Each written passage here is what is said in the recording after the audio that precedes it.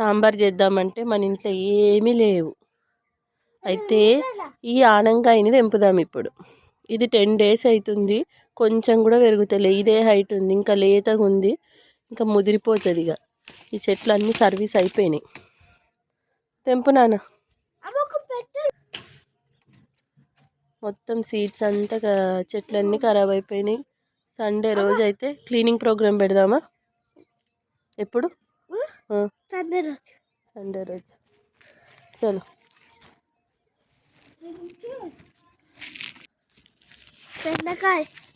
తీయగా అది కూడా చార్లకు వస్తుంది.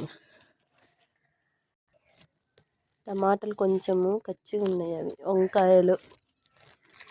వంకాయ కూడానా? వంకాయ కూడా వేద్దామా చారులో? చాలా